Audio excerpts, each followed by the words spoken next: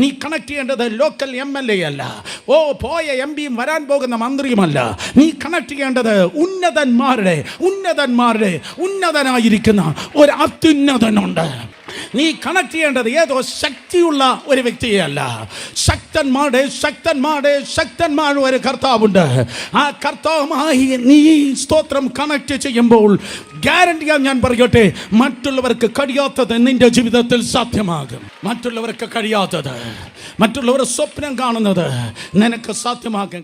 തോൽക്കുന്നവരുടെ ലിസ്റ്റിലല്ല, ജയിക്കുന്നവരുടെ ലിസ്റ്റിൽ, ഉന്നത ഔന്നത്യങ്ങൾ കീഴടക്കുന്നവരുടെ ലിസ്റ്റിൽ, ഇതുവരെ ജയിച്ചിട്ടില്ലാത്ത, ഇതുവരെ കീഴടക്കിയിട്ടില്ലാത്ത സ്ഥാനങ്ങൾ നേടുന്നവരുടെ ലിസ്റ്റിൽ നിന്റെ പേരിനെ കർത്താവ് കണ്ടിരിക്കുന്നു.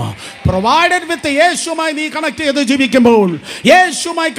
ജീവിക്കുമ്പോൾ, പരിശുദ്ധാത്മാവിൽ നിറയപ്പെടുമ്പോൾ, in the name of Jesus, ചരിത്രം